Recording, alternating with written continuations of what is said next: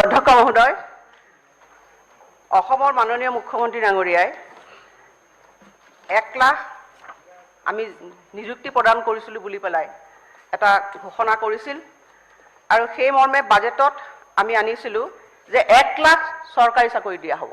সেইটো কথা অধ্যক্ষ মহোদয় মই এই সদনত স্পষ্ট কৰি দিছোঁ আৰু বিধায়ক ডাঙৰীয়াই জানে আৰু কথাখিনি তেখেতে আচলতে যিটো প্ৰশ্ন সুধিছে তাৰ উত্তৰটো ইয়াত আছে, কিন্তু তেখেতে সময়বিলাক তেখেতে দিয়াত আচলতে তেখেতে এবাৰ ক'লে যে 25 মে, এবাৰ কৈছে যে 2021 চন।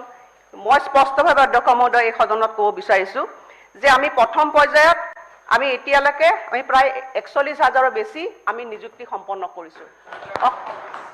অধ্যক্ষ মহোদয়, অসমৰ নিচিনা এখন ৰাজ্য, মজলীয়া ৰাজ্য, য'ত স্বাধীনতাৰ 75 বছৰ পিছত ইমান বৃহৎ সংখ্যক নিযুক্তি স্বচ্ছভাৱে অধ্যক্ষ মহোদয় কেতিয়াও হোৱা নাই। দ্বিতীয় কথা, মই হাউচত এইটো কথা অধ্যক্ষ মই স্পষ্টভাৱে কৈছোঁ যে অহা 10 মেৰ পৰা 20 মেলৈকে আৰু 40,000 নতুন নিযুক্তি অসমত প্ৰদান কৰা হ'ব। অধ্যক্ষ, তাৰ পিছত যিখিনি আমাৰ থাকিব অধ্যক্ষ মহোদয়, সেই প্ৰক্ৰিয়া আমি অতি সোনকালে আমি সম্পন্ন কৰিম।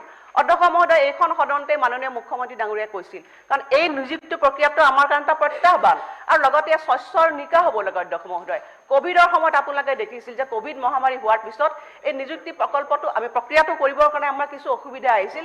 সেইকাৰণে আমি 6 মাহ অধ্যক্ষ মহোদয় আমি এই গোটেই প্ৰক্ৰিয়াটো আমি কৰিব নোৱাৰিলোঁ। কিন্তু আপোনালোকে দেখিছে অধ্যক্ষ মহোদয়, পুলিচত আজি সম্পূৰ্ণ নিকাভাৱে আমি চাকৰি দিবলৈ সক্ষম হৈছোঁ।